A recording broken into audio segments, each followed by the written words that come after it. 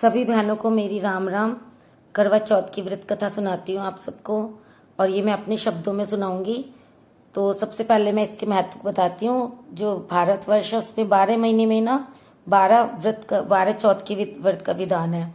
और सभी चौथ की व्रतों की कहानी जो होती है अलग अलग होती है और विधियां भी अलग अलग। सभी चौथ व्रतों में करवा चौथ की कहानी का बहुत महत्व है। जो एक पत्नी की हमेशा इच्छा होती है कि जीवन भर साथ देने वाला उसका पति, उसका प्रेमी हमेशा उसके साथ रहे, और अपने सुहाग की लंबी उम्र की कामना के लिए वो करवा चौथ का व्रत किया जाता है।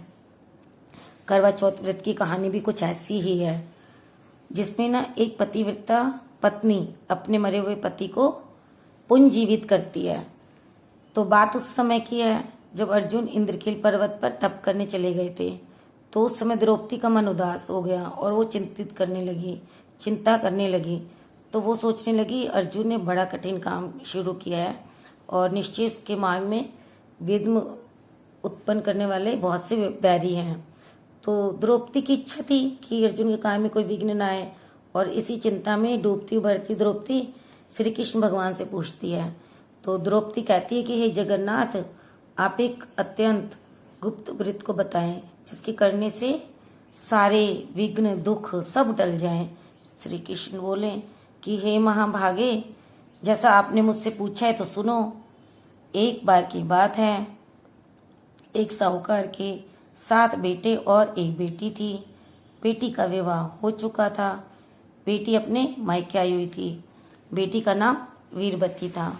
सातों भाई अपनी इस इकलौती बहन को बहुत गहरा प्यार करते थे। तो अपनी बहन का पूरा ध्यान रखते थे और अपनी बहन के साथ ही खाना खाते थे। तो जब वीरावती मायके में आई हुई थी तो एक दिन शाम को सभी भोजन करने के लिए बैठे। उस दिन कार्तिक मास कृष्ण पक्ष की चतुर्थी तिथि थी। अतः साहूकार के घर की सभी बहुओं ने और साहूकार की बेटी वीरवती ने भी करवा चौथ इसका चतुर्थी का व्रत रखा हुआ था। जब साहूकार के सभी बेटे भोजन के लिए बैठे तो उन्होंने अपनी बहन को भोजन करने के लिए कहा।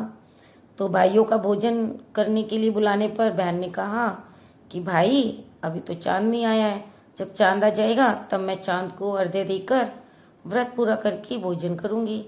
वीरवती के ऐसा कहने पर भाइयों को चिंता हुई कि हमारी बहन तो भूखी है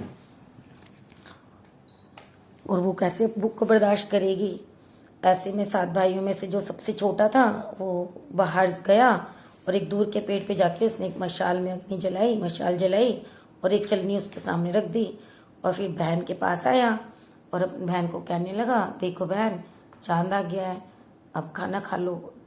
तो जब उसने देखा चांद निकल गया है तो उसने अपनी भाभीयों को कहा कि भाभी देखो, चांद निकल आया है, अब आप लोग भी अर्घ्य देकर व्रत पूरा करके भोजन कर लो। भाभीयों ने ननंद की बात सुनी और मनी मन हंसने लगी। उन्होंने कहा कि ननंद, ये चांद तुम्हारा आया है, हमारा नहीं। ऐसा कहने के बाद यह वीरवती अकेले ही भोजन करने के लिए बैठ गई। और उसने जैसे ही भोजन का पहला निवाला लिया और तो उसकी छींक आ गई है। दूसरा निवाला मुंह में लेती उसमें एक बाल निकल जाता है। इसके बाद वो जैसे ही तीसरा निवाला मुंह में लेने को लेती है, उसी समय उसके ससुराल से संदेश आता है, उसके लिए एक नोता आता है कि उसके पति का स्वास्थ्य खराब है और वह शीत पति को देखने ससुराल आ जाए।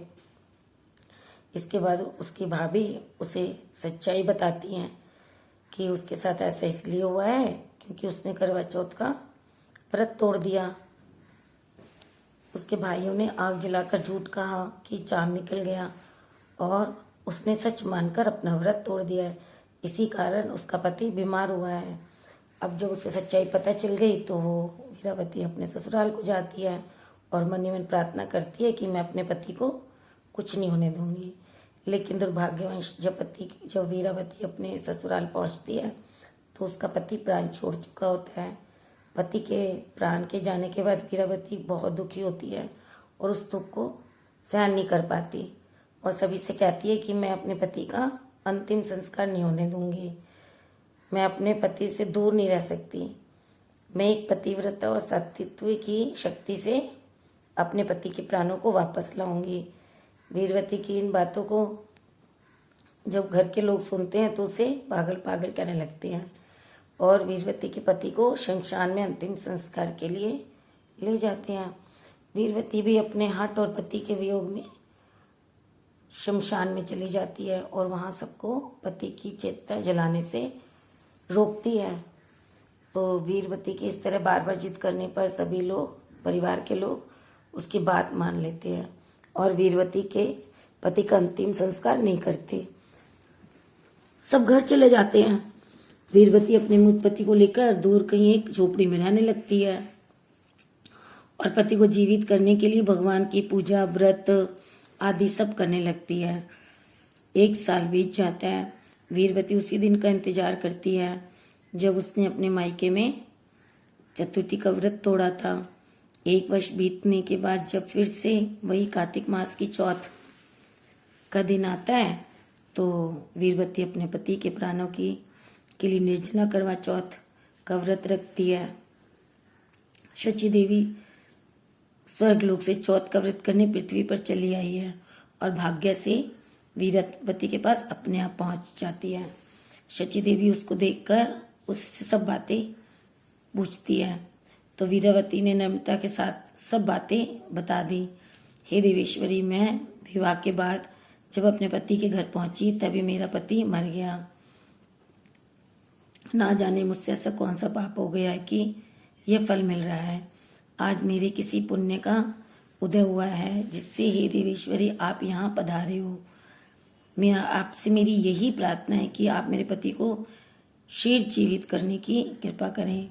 ये सुनकर इंद्राणी बोली कि हे वीरवती, तुमने जब पिता के घर गए थे ना तो करवा चौथ का व्रत किया था। उस दिन वास्तविक चंद्रोदय के हुए बिना ही ना तुमने अर्घ्य देकर भोजन कर लिया। इस प्रकार अज्ञान से व्रत भंग करने की वजह से तुम्हारा पति मर गया है। इस कारण आप अपने पति के पुनर्जीवित के लिए विधि पूर्वक उसी करवा चतुर्थी का व्रत कीजिए। उस व्रत के पुण्य प्रभाव से तुम्हारे पति को जीवित करूंगी। श्री कृष्णचंद्र बोले, हे द्रौपदी, इंद्राणी के वचन सुनकर उस वीरावती ने विधि पूर्वक करक चतुर्थी का व्रत किया। व्रत के पूरा हो जाने पर इंद्राणी प्रसन्नता प्रकट करती हुई वह एक चुल्लू जल लेकर वीरावती के पति के मरण भूमि पर छिड़क कर उसके पति को जीवित कर देती है। वो पति देवताओं के समान हो गया। वीरावती अपने घर पर जाकर अपने पति के साथ क्रीड़ा करने लगी। धन धान्य सुंदर पुत्र से उसका दाम्पत्य जीवन आनंदित हो गया। इस कहानी को सुनने वाला और सुनाने वाला सबके सुहाग की लंबी उम्र हो। धन्यवाद। मेरे चैनल को लाइक और सब्सक्राइब कीजिए।